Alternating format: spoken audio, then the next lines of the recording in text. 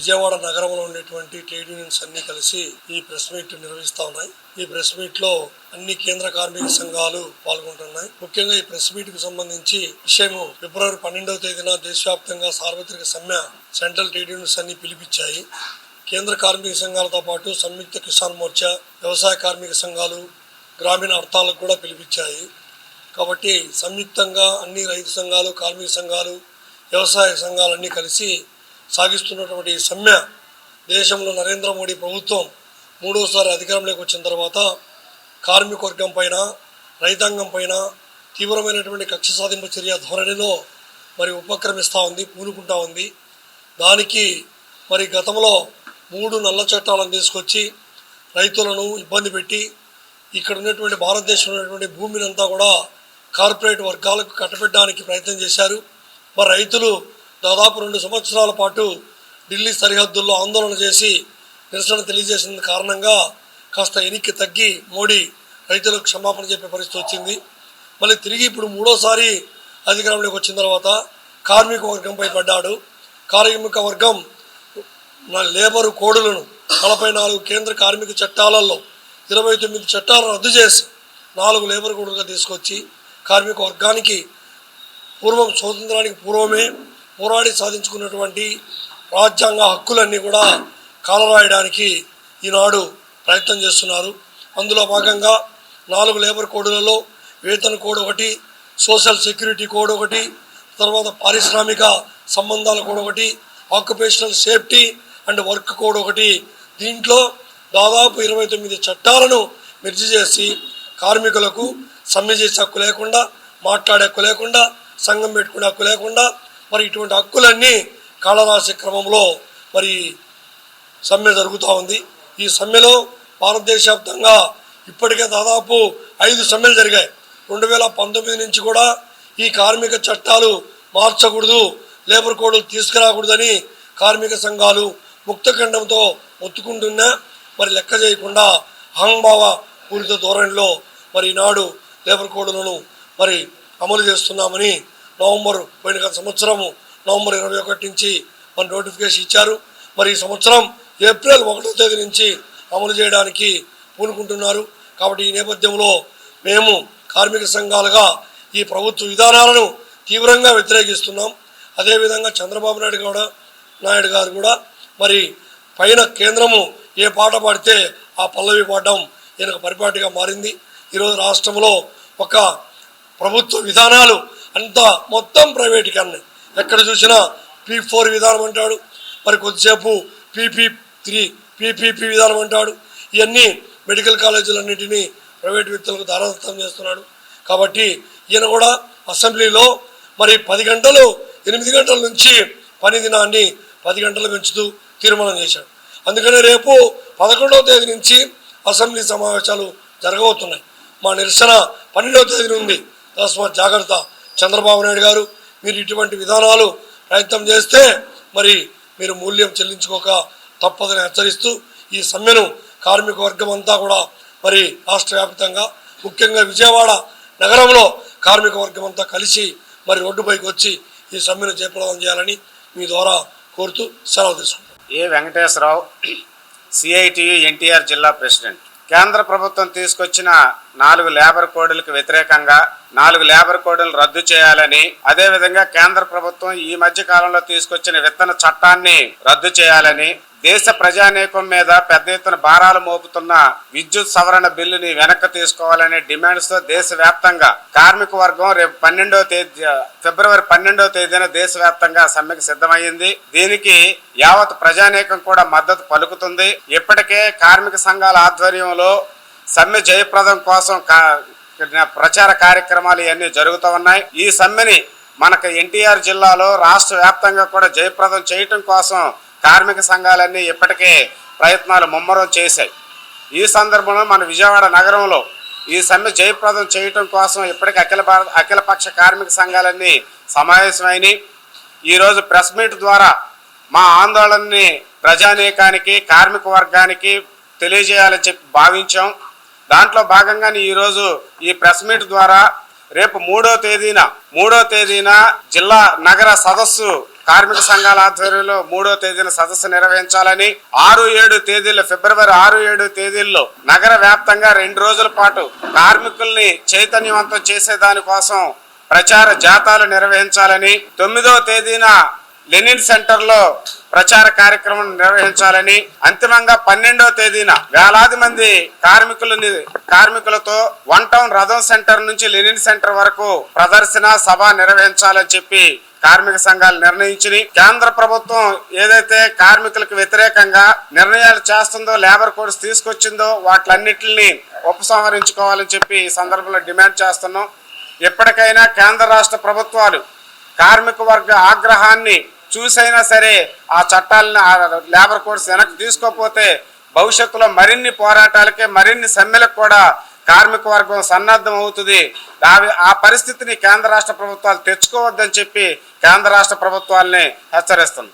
దేశవ్యాప్తంగా మొత్తం కార్మిక సంఘాలన్నీ కూడా నరేంద్ర మోడీ తీసుకొచ్చినటువంటి లేబర్ కోడ్లు కానీ కార్మిక వ్యతిరేక విధానాలకు కానీ వ్యతిరేకంగా పిలుపునిచ్చే సమ్మెకు ఈ నెల 12వ తారీఖు సమ్మె నోటీస్ ఇచ్చి మొత్తం దేశవ్యాప్తంగా సమ్మె చేయాలని నిర్ణయం చేశారు. దానిలో భాగంగానే ఈ రోజున ఇక్కడ ఈ నగరంలో విజయవాడ నగరంలో ఆల్ ట్రేడ్ యూనియన్స్ అందరం కూడా ఈ సమ్మెకి పిలిపిస్తున్నాము. మీ ద్వారా ఈ సమ్మె సక్సెస్ చేయాలని, అలాగే ప్రజానీకానికి కూడా ఈ సమ్మె మరి ఏదో జీతాల కోసం కాదు, ఖచ్చితంగా ఈ కోళ్లు రద్దు చేయాలని, ఈ లేబర్ కోడ్ రద్దు చేయాలని, విత్తన చట్టం ఏదైతే ఉందో అది రద్దు చేయాలని మరి నరేంద్ర మోడీ గతంలో రైతు నల్ల చట్టాన్ని తీసుకొచ్చారు.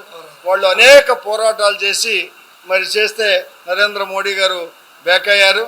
ఇవాళ మళ్ళీ కార్మిక వర్గం మీద ఆయన విపరీతమైనటువంటి దాడి చేస్తున్నారు. మరి 44 చట్టాలు బ్రిటిష్ గవర్నమెంట్ నుండి సంపాదించుకున్నటువంటి కార్మిక సంఘాలు సంపాదించినటువంటి కోళ్లన్నీ కూడా చట్టాలను రద్దు చేసి ఇవాళ 4 కోళ్లుగా తీసుకొచ్చి మరి కార్మిక సంఘాలు పెట్టుకోకుండా, కార్మికులు ఉద్యమాలు చేయకోకుండా, ఏదైతే పెత్తందారులు ఉన్నారో వాళ్ళందరికీ అనుకూలంగా ఈ చట్టాన్ని తీసుకొచ్చారు. భవిష్యత్తులో మరి ఇక కార్మికులు అడిగే హక్కు కానీ మరి ఏది కూడా కోల్పోయే పరిస్థితి ఉంది. కాబట్టి దేశవ్యాప్తంగా ఈరోజు మరి సమ్మెకి మీ ద్వారా ఖచ్చితంగా దీన్ని మరి అన్ని కార్మిక సంఘాలు, ఎందుకంటే ఆర్గనైజ్ సెక్టర్ కార్మికులు మరి అనార్గనైజ్ సెక్టర్ కార్మికులు అందరూ కూడా ఇవాళ 10 గంటలు పని విధానం అంటే ఇవాళ 8 గంటలు ఉన్నటువంటి పని విధానం ఏనాడో మరి ఎంతోమంది బలిదానం చేసి సంపాదించుకున్నటువంటి ఈ కార్మిక చట్టాలు ఏదైతే పని విధానం 8 గంటలు ఏదైతే ఉందో అది 10-12 గంటలు చేయాలని ఇక్కడ ఉన్నటువంటి గవర్నమెంట్ కూడా, ఉదాహరణకి ఇవాళ మరి ఇక్కడ సీఎం గారు మరి డిప్యూటీ సీఎం గారు ఇవాళ మేము అధికారంలో రాగానే మేము ఈ గవర్నమెంట్ తీసుకొచ్చినన్ని కూడా రద్దు చేస్తా ఉన్నారు. ముఖ్యంగా బిల్డింగ్ వర్కర్స్ యూనియన్కి మేము ఖచ్చితంగా దీన్ని తీసుకొస్తాము. మేము వాళ్ళకి కావాల్సినటువంటి ఏదైతే మీరు కోరుకుంటున్నారో ఈ కార్డులు కానీ లేకపోతే ఇవన్నీ కూడా మేము ఇప్పిస్తాము హామీ ఇచ్చి, ముఖ్యంగా ఒక అడుగు ముందుకేసి డిప్యూటీ సీఎం మీకు బోర్డు తీసుకొచ్చే బాధ్యత నాది. మా సంఘంతో నేను స్వయంగా డిప్యూటీ సీఎంగా 1 కోటి రూపాయలు మీకు ఇస్తానని ఆయన వాగ్దానం చేశాడు. ఇంతవరకు 1 కోటి పైసలు కూడా ఇవ్వలేదు. అంచేత ఏంటంటే ఏదైతే నరేంద్ర మోడీ గవర్నమెంట్ ఏదైతే తీసుకొచ్చిందో వాటన్నిటికీ కూడా ఇక్కడ గవర్నమెంట్ ఇంప్లిమెంట్ చేయే ప్రయత్నం చేస్తుంది. కాబట్టి ఇవన్నీ కూడా ఇక్కడ ఇవాళ నరేంద్ర మోడీ గారు, ఇవాళ పవన్ కళ్యాణ్ గారు ఆలోచించాలి, కార్మిక వర్గాన్ని కాపాడుతున్న రోజున హామీలు ఇచ్చారు. ఇవాళ అది మరి తొంగలో తొక్కేసి మరి ఇవాళ కూడా స్టేట్మెంట్ ఇచ్చారు. అందుకని సమాన వేతనం అనేది లేదు. సుప్రీంకోర్టు తీర్పిచ్చినటువంటి 26,000 రూపాయలు ఏదైతే మరి కాంట్రాక్ట్ కార్మికులు ఉన్నారో ఇంతవరకు ఇంప్లిమెంట్ చేయలే. ఈ దేశంలో పెరుగుతున్న ధరలు, డీజిల్, పెట్రోలు, ఇవాళ నిత్యావసర వస్తువులన్నీ కూడా పెరిగిపోయి మరి ఇవాళ ఏదైతే మరి పేద వర్గాలు ఉన్నారో కార్మిక వర్గం ఉందో వాళ్ళకి తీరని అన్యాయం జరుగుతుంది. ఖచ్చితంగా మీరు ఆలోచించాలా. మీరు ఖచ్చితంగా ఈ ఉద్యమం ఇవాళతో పోయేది కాదు. మరొక సమ్మెనా చేసి ఈ లేబర్ కోడ్లు రద్దు అయ్యేంత వరకు కూడా మేము ఉద్యమం చేస్తామని కార్మిక వర్గానికి పిలిపిస్తున్నాం. మనం అందరం కూడా భేదాభిప్రాయాలు లేకోకుండా దేశంలో ఉన్నటువంటి కార్మిక వర్గం అందరూ కూడా ఏదైతే పిలుపునిచ్చారో ఆ పిలుపు మనం కూడా ఇక్కడ ఈ నగరంలో ఎంతో మరి పేరున్నటువంటి ఈ నగరం కార్మిక వాడగా ఉన్నటువంటి ఈ విజయవాడ నగరంలో మనం అందరం కూడా సత్తా చూపాలి. మనమందరం కూడా రథం సెంటర్కి వెళ్ళి 12వ తారీఖు రావాలి. అంచేత ఈ సదస్సులు అలాగే ఆటో జాతాలు కానీ ఇవన్నీ కూడా జయప్రదం చేయటానికి ఎవరో వంతు వాళ్ళు సహకారం ఇవ్వాలని కోరుకుంటూ మీ ద్వారా ఖచ్చితంగా ఈ ప్రభుత్వాలకి విన్నవిస్తారని, ఇది రద్దు చేయాలని కోరుకుంటున్నాము.